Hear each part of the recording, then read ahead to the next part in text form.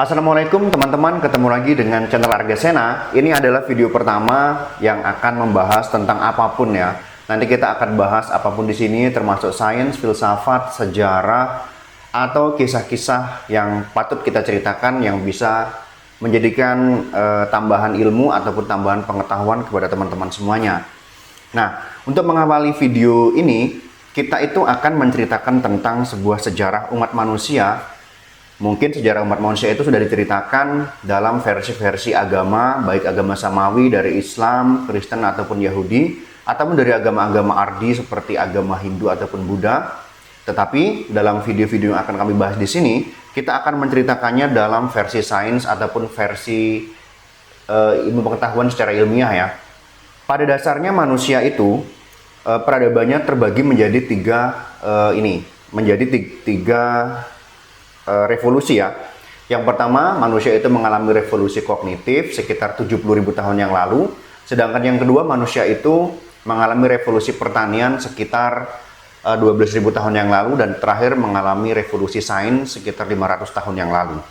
Nah, manusia, yaitu kita, manusia modern, yang dalam bahasa ilmiah itu disebut dengan Homo sapiens, itu adalah makhluk yang pernah hidup sampai sekarang. Bukan pernah ya, maksudnya hidup sampai sekarang. Kira-kira itu umur spesies manusia itu sekitar 300 sampai 350.000 tahun yang lalu. Itu menurut penemuan fosil tertua yang ditemukan di Afrika. Jadi kita semua itu awalnya itu dari Afrika, terus menyebar ke seluruh bumi seperti yang sekarang.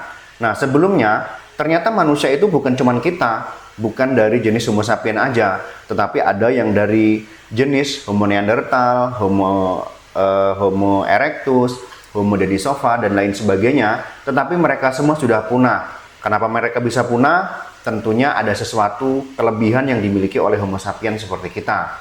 Nah, ternyata kita memiliki kemampuan kognitif, yaitu kemampuan kita dalam hal berkomunikasi, menciptakan bahasa, menciptakan pengetahuan, menciptakan fiksi-fiksi, menciptakan sesuatu yang bisa diyakini bersama, dan lain sebagainya. Sedangkan manusia-manusia yang seperti Homo erectus, Homo neanderthal itu tidak memiliki hal yang semacam itu. Dengan kemampuan berbahasa, dengan kemampuan berfiksi, maka kita bisa menyatukan kelompok manusia itu menjadi kelompok yang semakin besar dan bisa bekerja sama satu dengan yang lainnya. Nah, dengan cara bekerja sama itu ternyata itu efektif dalam hal mempertahankan spesies kita menghadapi spesies lain. Dan itu terbukti sekarang kita menguasai planet bumi. Nah, setelah mengalami revolusi kognitif sekitar 70.000 tahun yang lalu, ternyata manusia mengalami revolusi yang kedua, yaitu revolusi agrikultur. Kita ketahui sebelumnya itu manusia itu bertahan hidup dengan cara berburu hewan dan mengumpulkan tumbuh-tumbuhan seperti umbi-umbian, buah-buahan, dan lain sebagainya. Nah, ketika manusia itu mengalami revolusi pertanian sekitar 12.000 tahun yang lalu atau sekitar 10.000 tahun sebelum Masehi ya. Nah, manusia itu bisa mendomestikasi ataupun merumahkan tumbuh-tumbuhan seperti padi-padian, umbi-umbian, dan lain sebagainya, termasuk hewan-hewan seperti babi, ayam, sapi, kambing, dan lain sebagainya. Nah, saat itulah manusia yang awalnya itu berburu, yaitu berpindah-pindah tempat mengikuti hewan buruan, itu menjadi menetap di suatu tempat. Nah, saat mereka menetap, akhirnya mereka membuat bangunan-bangunan yang permanen, karena mereka menjaga tanaman mereka, menjaga ternak mereka. Disitulah mulai muncul peradaban, dari desa menjadi kota, menjadi lebih luas lagi. Maka di situ akan muncul populasi yang semakin besar.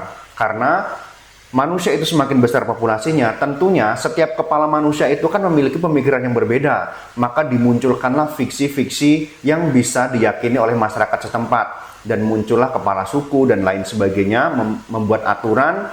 Dan muncullah orang-orang yang, kalau bisa dikutip ya, orang-orang malas yang tidak bekerja sebagai petani atau peternak, tetapi dia mendapatkan upeti dari petani atau peternak yang ada di wilayah tersebut.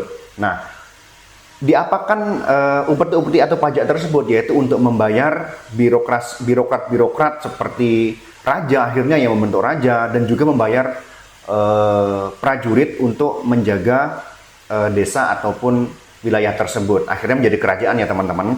Nah, Fungsinya apa? Yaitu untuk mempertahankan wilayah mereka dari serangan kelompok-kelompok lain, atau bahkan mereka menggunakan prajurit itu untuk menginvasi kelompok-kelompok lain atau wilayah lain untuk mengambil sumber dayanya. Nah, setelah itu manusia mengalami revolusi sains, yaitu sekitar 500 tahun yang lalu. Ini di Eropa, teman-teman. Sebenarnya revolusi sains ini ataupun ilmu pengetahuan ini awalnya berkembang dalam peradaban Islam. Akan tetapi dalam peradaban Islam itu mengalami kemunduran, tetapi Eropa sudah berhasil mengadopsi ataupun menyerap ilmu-ilmunya.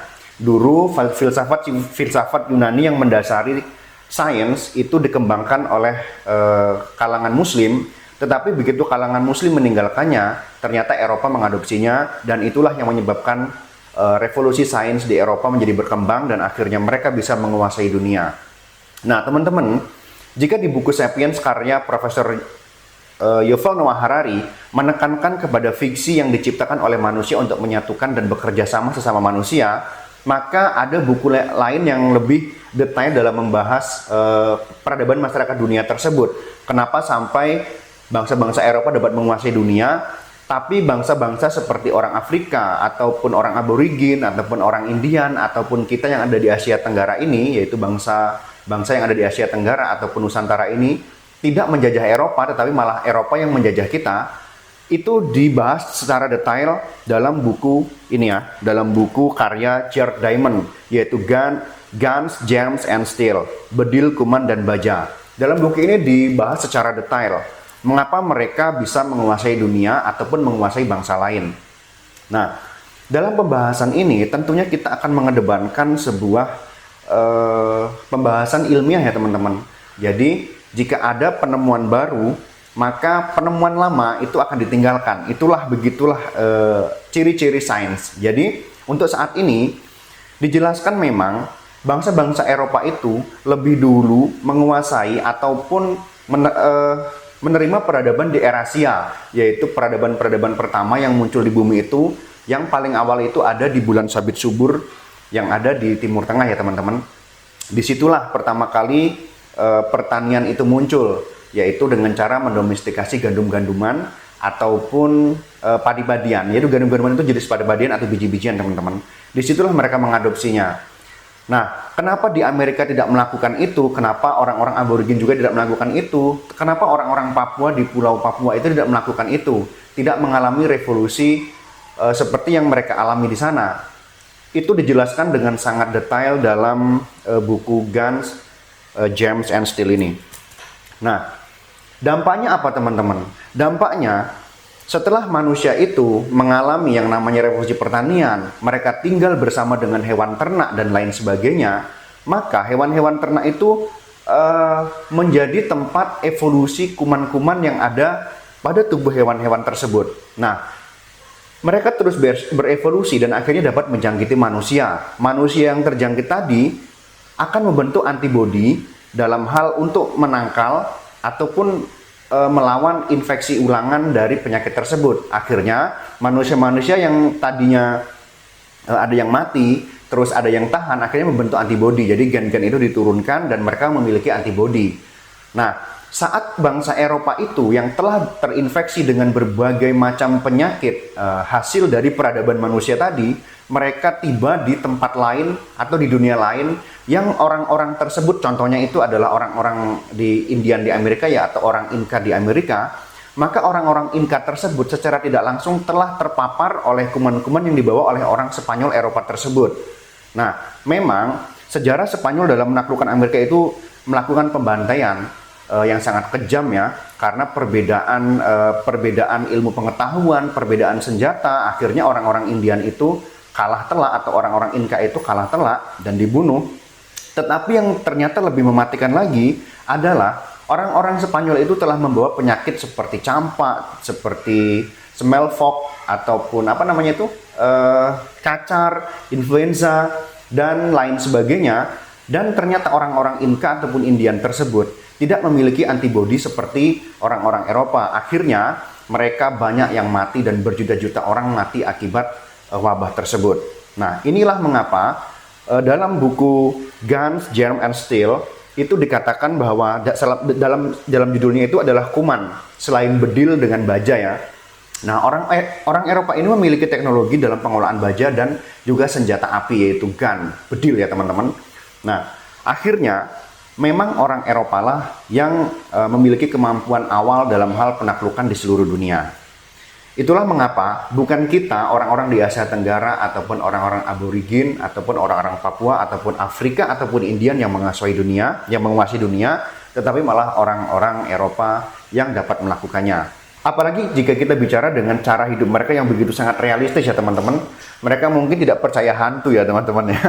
Nah, dalam filsafat yang kita pelajari ataupun jika kita belajar filsafat seperti yang telah diajarkan Plato, Plato pernah menerangkan sebuah teori yaitu teorinya itu adalah alegori gua Plato. Yaitu begini ceritanya. Jadi di dalam gua itu ada beberapa tahanan yang ditahan dari bayi sampai dewasa, dia menghadap dinding. Nah, di belakang orang itu ada sebuah penghalang juga, ada sebuah penghalang. Setelah ada penghalang itu ada api. Nah, orang itu melihat setiap ada benda yang lewat, dia akan melihat bayangannya di balik dinding. Jika yang lewat itu adalah ember, maka bentuknya itu seperti itu bayangannya. Jika yang lewat kampa ataupun cangkul, maka seperti itu. Maka dia orang-orang tahanan itu akhirnya menyadari bahwa itu adalah realitas yang dia lihat. Dia menyangka bahwa realitas bayangan yang dia lihat itu adalah itu yang sebenarnya. Nah, pada suatu ketika ternyata ada satu tahanan yang keluar dari gua. Dan dia awalnya itu agak sedikit terganggu dengan cahaya matahari yang begitu terang dan dia melihat begitu banyak benda-benda yang ada di luar gua. Setelah dia beradaptasi dan dia melihat benda-benda itu, ternyata dia berpikir dan mengerti bahwa ternyata realitas yang selama ini dia yakini di dalam gua bersama teman-temannya itu sebenarnya adalah bukan realitas, tetapi realitas yang sebenarnya itu adalah yang dia lihat di luar gua. Akhirnya dia bisa melihat ember yang asli seperti apa, terus cangkul yang asli seperti apa, dan batu seperti apa. Akhirnya dia kembali ke gua dan memberitahu teman-temannya. Tetapi apa yang terjadi setelah dia berbuih-buih menjelaskan kepada temannya tentang realitas yang sebenarnya, ternyata teman-temannya tidak percaya bahwa masih meyakini bahwa realitas yang sebenarnya itu adalah bayang-bayang yang ada di dinding gua tersebut. Akhirnya temannya yang telah mengetahui realitas sebenarnya tersebut itu dibunuh oleh teman-teman yang ada di dalam gua tersebut. Itulah yang sedang kita alami sekarang. Nah, jika kita belajar sesuatu tentang ilmu pengetahuan ilmiah, mungkin kita akan berhadapan dengan orang-orang yang mempercayai sesuatu yang sebenarnya tidak seperti itu. Contohnya jika ada orang yang percaya dengan tuyul, maka dia akan yakin bahwa tuyul itu dapat mencuri uang. Tetapi bagi kita yang orang yang rasional, kita akan bertanya, kenapa tuyul tidak mencuri di bank? Karena di bank itu adalah sangat banyak sekali uang, kan harusnya mencuri di bank atau babi ngepet. Orang yang pesugihan dengan babi ngepet, jika orang percaya, maka babi itu akan mencuri di rumah orang. Tapi kenapa dia tidak mencuri di bank? Itu kan sebuah logika-logika yang sebenarnya bisa dipatahkan ya teman-teman.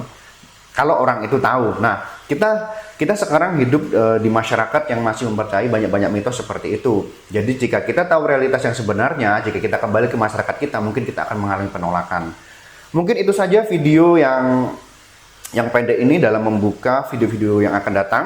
Semoga dapat bermanfaat untuk kita semua. Terima kasih sudah menonton. Assalamualaikum warahmatullahi wabarakatuh.